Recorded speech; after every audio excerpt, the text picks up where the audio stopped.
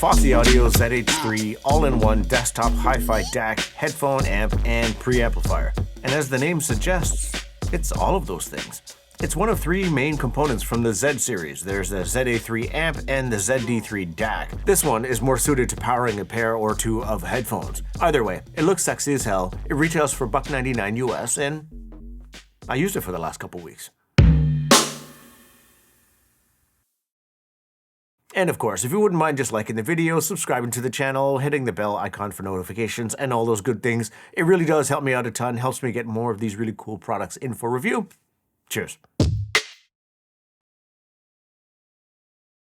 When I first saw the Z series get released, I was really excited to get a hold of at least one of these products for review. But then Fosi Audio did me one or two better. They sent me the ZH3, the ZA3, as well as the i5, their planar magnetic headphones. So while I use all three of these in conjunction at different points, let's just talk about the ZH3, because there's a fair amount to talk about for this. It's a fully balanced headphone amplifier circuit. It's tuned by Fosi Audio's acoustic team. It has a low noise floor and 117 decibels crosstalk. You can, as always, easily replace the op amps to further personalize and tailor your sound. I really should try that one day, but I'm not much of a tinkerer and I'm always fearful of just damaging components, so maybe later or something? I don't know. It delivers up to 2.5 watts per channel into 32 ohms, which should be enough for most headphones. It also has a 3-level gain adjustment. It also supports UAC 1 and 2.0. UAC 1 is apparently for connecting a PS5 or a Switch. On the front, you get outputs for 4.4 and 6.3 millimeter headphones. Around back, you get the aforementioned RCA and XLR outputs, as well as coaxial optical USB-C and RCA inputs. There's a bonus trigger in and out for turning on and off matching components. There's also 6 digital filters. It's these ones on screen here. There's tone controls and a tone control bypass, as well as a 12-volt power input. There's the good old orange multifunction knob. There's a 1.5-inch circular display. And there's like 2 unsung features built right into this unit. The first one is that it powers down after 30 minutes of not receiving a signal, and then also it remembers the level of each output when you switch between them, so you don't have to worry about blowing out your ears or your speakers or what have you. The standout for the Z series for me is the design and the show-off ability of these products. I've always liked the way Fosi Audio products looked. I like the orange paired with the gray, but these ones are a bit more elevated than what I'm used to seeing from them. Everything from the aluminum alloy construction, the gray housing, the orange knob, the funky circular display, it makes for a product that you just want to feature on your desktop. And it's also a bit of a bonus if you do happen to pair it with a matching amplifier. This unit came shipped with the orange knob attached, but it also shipped with an Alt Infinity knob. I like the orange one in place, I just like the overall look of it more. The circular display is a really fun way of navigating through a bunch of different functionality. I like it so much more than the usual hi-fi menu dives, and then also that includes more expensive products. I'm looking directly at you, Rotel. When you do cycle through the menu, you have options for input and output, bass, treble, UAC, bypass, and filter sections. For the bass, you have up or down to plus or minus 12, and with treble, it's plus or minus 10 dB. Your output options are LO for a fixed line level signal output, auxiliary for the standard RCA output, and then PO is the variable output that responds to the DAC's volume control and goes directly to my headphones. The remote does make navigating the menus a little bit easier, so it's one of the few times that I do recommend keeping the remote on hand and with batteries installed should you want to tinker with the product. So, using this product, at least initially, at my desk was a little bit tough.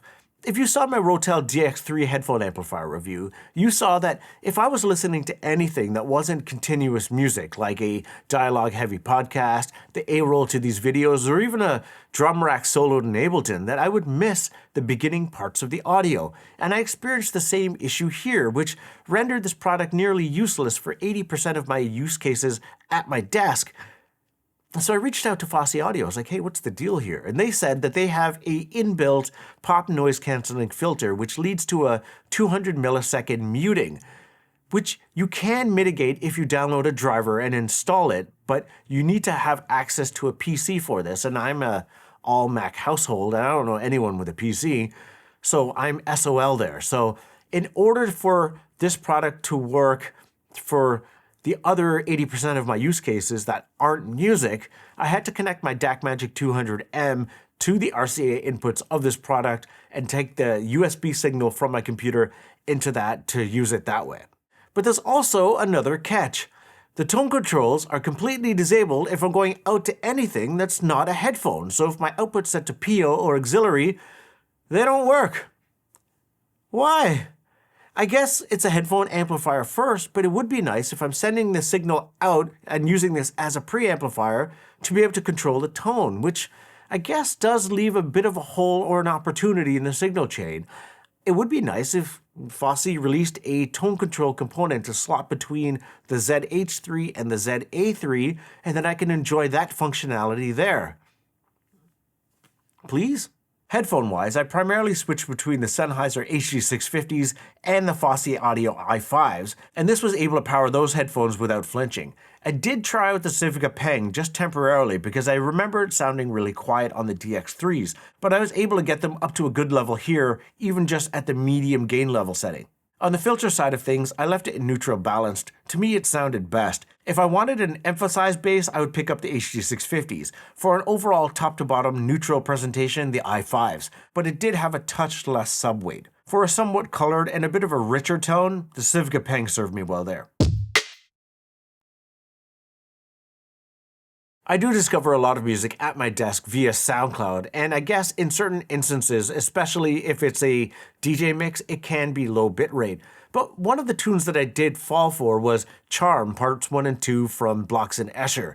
Blocks and Escher tunes are usually buy-on-site things for me, so I might have to pick up this one on vinyl for myself. But it's more of that musical side of drum and bass, and it sounds really wonderful. The drums are nice and tight, the atmosphere is nice and flowing, and if I want a touch more bass, I use the Sennheiser HD650s, but it doesn't sound overblown. It just sounds very detailed, and I hear the stop and starts of my bass notes more, especially even with an older tune, Infinity from Photech. That one is the tune that I slam on a lot of new systems, especially at audio shows, just to watch people freak out. It's really fun, but there's gobs of bass there, but you do want it to be fairly articulate because it's not just all wobble, and it's rendered really well on these HD650s via this. The mid-range when playing back some reggae classics is a bit of a standout. It's a standout that I'm really hearing the augmentation of sound when I switch headphones, not from the ZH3 itself. Unless, of course, I futz with the tone controls and then that thinking goes right out the window. I do find that the highs are not painful, and if I wanted to get any sparkle or emphasize the hi-hats, I could just bump it up a touch. I found my ideal setting for the HD650s was +5 bass and +2 treble with the digital filter set to neutral. On the Fosi i5s, the bass is set to 6 with the treble at 0, and on the Civica Peng, the bass is set to +2 with the treble at +2. Going out to speakers via the ZA3, that combo sounds a lot less like other Fosi audio components that I've had in-house. In fact, it sounds a lot more like that IEMA T20 combo that I had in-house. It's a little bit warmer, but not as warm as that tube combo. I feel like with the tone controls flat, it's very much tuned to be an audiophile product in its sonic signature, but it's also pleasurable to the rest of us who just want to enjoy our music without chasing ultimate neutrality and transparency. Now, here's one fun thing. The ZH3, with the headphones that I was using, and admittedly, they're not the most expensive or the most demanding, but in comparison to the much more costly Rotel DX3, the noise floor is near indistinguishable. Like when nothing's playing, I don't hear anything. And to that end, $200 versus more than $2,000? Get the ZH3. Now, as weird as this may sound, this component, outside of being a headphone amplifier, preamplifier, and a DAC, and really just this entire Z series on a whole, I feel like it can work as a step up of sorts to get separates at your desk or even as a part of your main system in your living room or something. I feel like Fosi Audio is moving into its own as far as providing quality for very little money. And if you're looking to step up your game, and I guess if you have access to a PC and you can download that driver to mitigate that pop noise filter to get rid of that muting, I think you'd be off to the races. Now, if Fosi, again, can just release a component or something to mitigate disabling the tone controls, like a separate tone control component would be amazing, and I'd be totally on board for that. But even just a driver to re-enable, I don't know how the internal circuitry works, but re-enable the tone controls when I am going out to a pair of speakers, I think that's a bit of a missed opportunity. And in the future, just include tone controls, please, or at least don't disable them for auxiliary outputs or something, or just release a little tone control component. That would be amazing. Almost there. Thanks for watching.